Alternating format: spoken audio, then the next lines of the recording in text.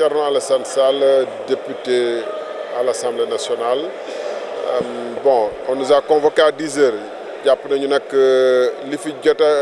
diir gi nga xam ne depuis résultats yi ñu proclamé ba léegi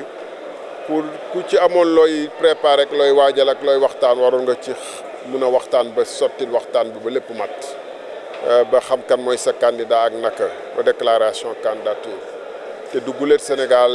di def ay vote assemblée nationale ndax dañuy wax ñun dañuy bàkkoo di wax ni que pays de longue tradition démocratique la waaye ci lii la ñuy gisee pays de longue tradition démocratique convoqué ay nit 10 heures ba 14 heures weesu mënuñu démarrer xamuñu sax ba tey ci lan la ñu toll ak lan lay def nit ñi di gisee ci couloir yi mel ni Sandaga di waxtaan di diisoo pour kan mooy jël poste bi kan mooy jël poste bee affaire bi waruloon demee noonu ndax dañu ku nekk bëgg a jiite rek te dañu dikk askan wi rupture ni dara lépp dafa war a changer xale yu xiif sond jaaxle ci seen avenir woote en mars ñu nekk ci ba ni woote pour changement dëkk yu mag yu bëri gars yi woote pour changement pour lan pour di spectacle bu mel nii nit ñi di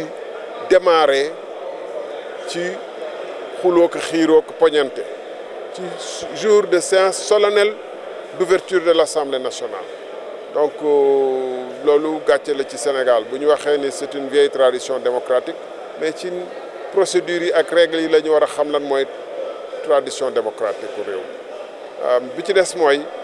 bu ñu tegoon affaire bi ci yoon li ñu déggoon askan wi ñu jëfe ko mooy waxtaan bala tey ci yan agenda la ñu am pour Assemblée nationale ndax fonds politique yi nga xam ne dañu ne 40 wala 50 millions la par mois yu président yor lan lañ ciy def ak yan soppite lañ ci bëgg ñun en tant qu'Assemblée nationale budget Assemblée nationale boo xam ne dañ ko dëxëñ nii rek def ko benn chapitre jox gars yi di ci def lu leen neex naka la ñuy fexe ba loolu changer parce que fonds politique yi ci la ñuy régler lu bëri député bu xaw a mer ñu compal la ku am soxla ñu compal la bu boobaa yow fu président assemblée joxañ ngay voter gestion wu assemblée nationale mu gën a collégial gën a démocratique parce que fii mooy démocratie ñëpp ñoo yem gëdd askan wi moo leen fi yabal faw nag am ñu jiitu nekk bureau am pour liggéey bi gën a dox waaye waruñu mën a tënk député wu assemblée nationale ñu xool nag naka la ñuy taxawee rapidement commission d'enquête parlementaire Sénégal yëpp wax nañ fi ay mbirum Timis Petro-Tim jot na ñu wax ci mbirum Timis Petro-Tim waaye jàpp naa ne loolu du gaaw parce que dafa fekk ni ku jégeeg pouvoir bi ku jé actuel ak pouvoir bi am ñoo xam ne ku ci nekk am na ci responsable loolu tax tamit nit ñi bu ñuy voté bu ñu fàtte ëllëg bëgg changement rek fàtte ëllëg waroon nañu def ci foncier bi tamit xam naa ne lu bëri du leer ndax depuis 2000 ba léegi foncier wu Sénégal dañ koy saaxee loolu tax pour bëgg a def lu bees ak du vieux faire du neuf avec du vieux moo ñu xaw a dal tax tey nit ñi doon wootee l'intercoalition di naan ku ci bokkul rek traître nga tey tas nañu def ay ñaari groupe parlementaire au moins tas nañu mënuñu sax proposer benn candidature xaaruma la ci waa pouvoir bi dara parce que ñooñu ñoo tax ñuy xeex pour mu am changement ñu ngi leen di gërëm di leen sant.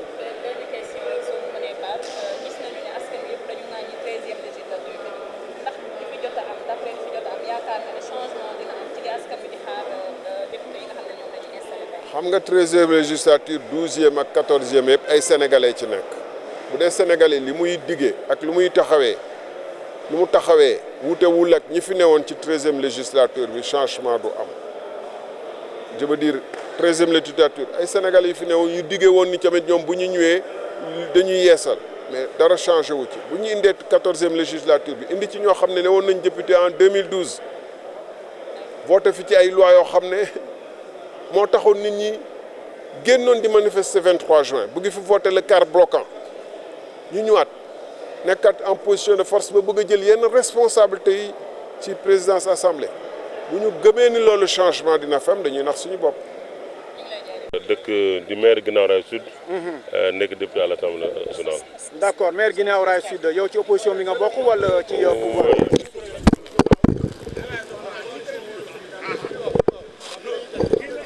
Assemblée nationale fu mu toll nii seen waxtaan bi arrêté na lan moo ko war bu dee information ñu am pour ngeen dëggal ko. non commencé gul arrêté gul dafa commencé gul.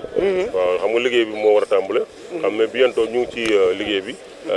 léegi mu tàmbale su neex yàlla. waaw dégg nañ tam ni ki nga xam ne moom mooy ancien président de la république maître Abdoulaye Wade ñu ne démissionné na. waaw suñu noonu c'est normal. moom liste bi da koy porté su ko porté ba pare. daf koy jox kenn xam nga Abdoulaye Wade du ñëw di siéger à l'Assemblée. donc am na koo xam ne mu ngi ci liste bi muy Sallou Dieng moo ko remplacé. waaye est-ce que di nga confirmer itam exiger ngeen ñi nga xam ne ñoom ñoo nekk ci gouvernement bi maanaam les ministres ñu démissionner d'abord. waaw loi bi moo ko tere mënoo nekk ministre nekk un deuxième ñëw di siéger à l'Assemblée nationale. donc loolu moom incha allah bu ñuy commencé séance bi alors dañ taxaw ba loolu am. d'accord yaakaar nga ni assemblée nationale bi ni ñi nga xam ne mooy 14e législature dina mën a changer par rapport ak 13e bi nga xam ne ci lañ jógee. oui bokkul sax xam nga bokkul xam nga lii ñoom ils ont 82 ñu am 80 sénégalais moo séddale voix yi indi taxawaay yu am solo donc ñun suñu taxawaay bu su neexee yàlla dinañ taxaw boo xam ne du bokk ak législative bi passe. mais est-ce que yaakaar ngeen ba tey comme ni ngeen ko waxee woon ci seen yeneen naatangooy nii dina am ñi nga xam ne ñoom ñoo nekk ci pouvoir bi ñëw fekk leen ci vote président assemblée nationale. ça dépend de na xam nga loolu nag mënu ma ci wax parce que mais quand même c'est des hypothèses possibles parce que aussi xam nga situation politique moom lu ne moom mën na ko doxal parce que quand même ñu ngi dégg ci biir yu bëree bëri mais bëgguma ci wax mais l'essentiel di ngeen ci xam dara léegi-léegi. waaw ñu ngi lay sant di la gërëm bu baax a baax. jërëjëf merci. département Kébémer. alors ban situation moo nekk fii ci biir assemblée nationale.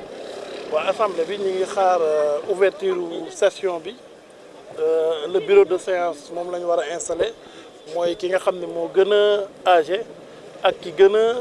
nekk xale moom mooy le bureau de séance moom lañ nekk di xaar pour entamer l'ouverture de la première session de la 4e législature. waaw honorable par rapport ak li nga xam ne moom jot nañ ko ci par rapport ak li nga xam ne moo bloqué li nga xam ne mooy vote yi wala waxtaan bi ndax mun ngeen ci dellu tuuti. waaw xam nga état-major politique yi ñu ngi waxtaan parce que xam nga assemblée bi ni mu demee nii après vote bi ñëpp xam nañ ni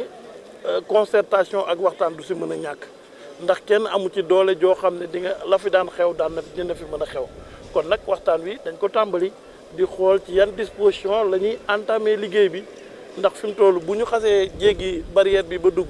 ñun ñëpp ay député du peuple lañ peuple bi moo ñu fi teg peuple bi lañ fi war a nekkal kon dañuy waxtaan li nga xam ne mooy jëmale kanam peuple bi du xiiroo du ŋaayoo waaye waxtaan la entre responsable. su ma la déggee nii député ay député peuple ngeen mooy fu mu toll nii est-ce que député yi dégg nañu li peuple bi li leen peuple bi sas comme liggéey. waaw dégg nañ ko ndax ñun wàllu Sénégal ñun am nañ candidat boo xam ne jàpp nañ ni moo am profil bi gën a baax ci assemblée nationale bi muy Lamine Thiam le président Lamine Thiam. am na kuy faral di wax ni bu ñu dajalee woon député wàllu yeewi yëpp ci biir centre bi fay lamp yi moom bu taalul lamp yi kenn du ko taal kon nag loolu day wane ni ñun am nañ candidat boo xam ne jàpp nañ ni redressement bi peuple bi laaj ak bi Sénégal laaj mën nañ ko tàmbale ci moom jëm ak suñu frère Karim Wade 2024. est-ce que boo leen amee plusieurs candidats ci biir opposition bi dina baax ci yéen par rapport ak benn bokk yaakaar bi nga xam ne benn candidat la présenté gul. waaw xam nga nag état-major politique yi dafa am nu mu tëddee. fu nekk dafa am foo xam ne fa nga bokk léegi nag kilifa yi ñoom ñooy waxtaan ba xam naka la ñuy tënkee mais daal ñun en ce qui nous concerne ñun waa wàllu on a un candidat et il reste un autre candidat et moom la ñu fas yéene jàppale fii ci biir hémicycle bi. incha allah jàpp ngeen mën na am chance ci biir. waaw jàpp nañ sax ni nag bu ngoonee mën nañoo taal gyrophare yi jëm Kébémer nag am gannaaw ba ñu amee président de la république muy maître Abdoulaye Wade. tey ñu am président de l'Assemblée nationale mu tudd Lamine Thiam bu ko defee ñu invité leen yéen journalistes yëpp ngeen fekk suñu Kébémer ñu jubilé bu soobee yàlla. waaw tabu Lamine Thiam boobu noonu ci lan nga ko teg ci expérience la wala nu mu bokkee ci parti bi nga xam ne mooy parti bu mag bi di PDS. dañ ko teg ci ñetti mbir dañ ko teg déjà ci assiduité ndax Lamine Thiam nit ñi dañuy faral di wax ne parti bi table bi yaatu woon na lool waaye demoon na ba wéet ci moom kese loolu rek benn critère la bi ci des. moom moo fi nekk 12 ans questeur ci législature PDS yëpp génn ci assemblée nationale weex tàll amul kenn ku ko mën a joxat bi beneen bi nga xam ne nag moo mujj mooy Kébémer dañ ko jox bopp parce que ñetti mandat yoo xam ne askanu Kébémer dañuy dajaloo jox ko bopp kon nag kooku jàpp nañ ni tey moom mooy le meilleur profil pour jiite assemblée nationale. wax ko sànq mu nekk questeur pendant 12 ans est-ce que te assemblée changé wutoon ci législature yi jàll est-ce que jàpp nga ni tey jii ak expérience am mën na changer dara ci assemblée nationale vu 13e législature bi ni mu meloon. waaw parce que dañu jàpp ne ba mu nekkee questeur liggéey na fa liggéey bu mucc ayib ñu jàpp ne bu ñu ko joxee présidence bi la mu defoon ci questure bi moom lay def ci présidence assemblée nationale bi su ko defee lañ ko doon séentu si moom te ñun ñi nekk ak moom dëkk ak moom xam ni muy liggéeyee xam méthode am xam amuñu sikk ne moom mooy le meilleur profil te changement yi peuple bi di aspirer au niveau de l'hémicycle en tout cas moom mooy le meilleur candidat. D'accord ndax mën nga ñu résumer ci français.